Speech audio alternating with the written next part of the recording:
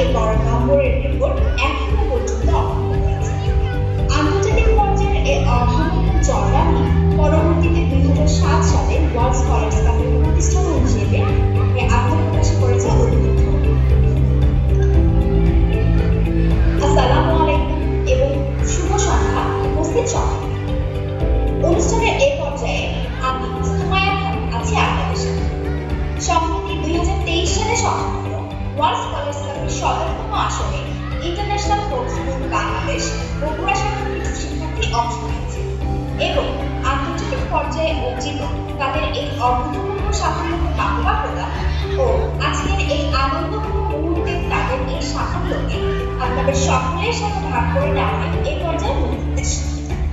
World scholars cup একটি আন্তর্জাতিক পর্যায়ে সংগঠিত এবং বহুল আলোচিত শিক্ষামূলক প্রতিযোগিতা।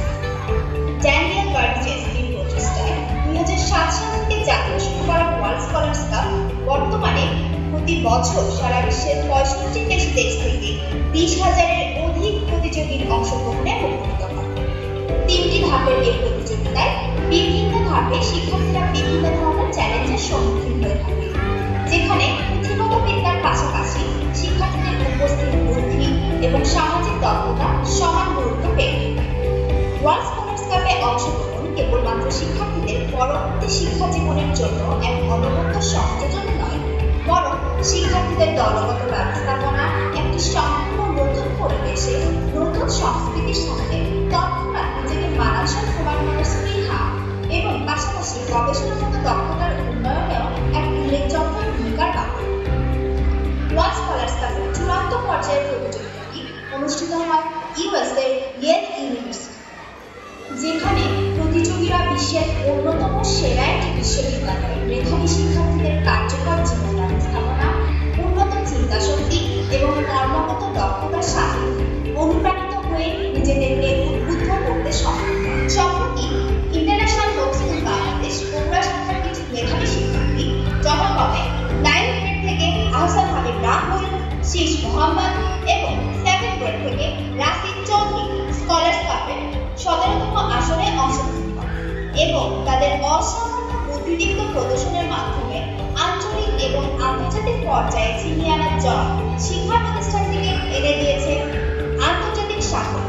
আইএইচএসপির বগুড়া শাখার শিক্ষার্থীরা তাদের চমকপ্রদ চিন্তাশক্তি এবং কর্মদক্ষতার ভিত্তিতে ঢাকায় অনুষ্ঠিত আঞ্চলিকভাবে 14টি মেডেল এবং থাইল্যান্ড ও দুবাই সংগঠিত আন্তর্জাতিক ধাপে সর্বমোট 10টি মেডেল জয়লাভের মাধ্যমে ইয়েল ইউনিভার্সিটির চূড়ান্ত পর্যায়ে নিজেদের স্থান সুরক্ষিত করেছে। দুবাইয়ে অনুষ্ঠিত আন্তর্জাতিকভাবে বাংলাদেশের একমাত্র প্রতিনিধি দল হিসেবে কেবলমাত্র আইএইচএসপির বগুড়া শাখার অংশগ্রহণ প্রতিযোগিতাটিকে করেছিল আরও একটু রোমাঞ্চকর। তবে আনন্দের বিষয় এই যে দুবাইয়ে অংশ নেওয়া দুই শিক্ষার্থী আহসান হাবিব রাহুল এবং রাসিদ চৌধুরী তাদের অসামান্য প্রতিভার দ্বারা প্রতিযোগিতাটি কেবল জিততেই আসেনি, বরং স্কলার্স কাপের ইতিহাসে বাংলাদেশকে দিয়েছেন এক অন্য মাত্রা। বগুড়া শাখার 7ম শ্রেণীর শিক্ষার্থী রাসিদ চৌধুরী প্রতিযোগিতাটির বিতর্ক প্রদর্শনীর ধাপে এখনো পর্যন্ত বাংলাদেশের একমাত্র প্রতিনিধি হিসেবে উপস্থাপনের সুযোগ এবং অংশগ্রহণকৃত প্রতিযোগীদের মধ্যে সর্বোচ্চ সেরা একজন হিসেবে নির্বাচিত হয়েছে। Is that right? Yes, that's correct. And what genre will this dance performance be? It's basically K-pop. Alright, go on. We're gonna get the music ready.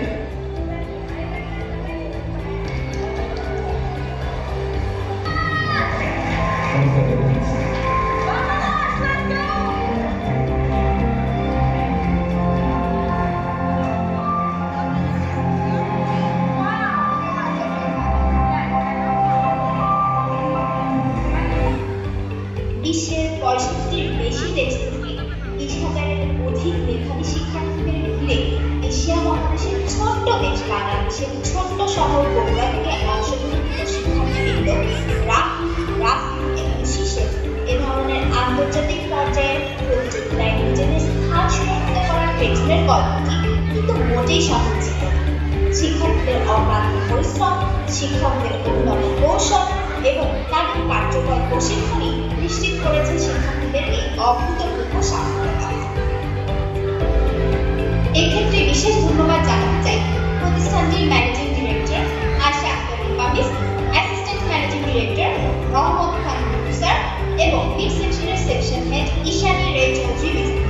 ধন্যবাদ জানাই সংশ্লিষ্ট সকল সম্মানিত মিড সেকশনের শিক্ষকদের।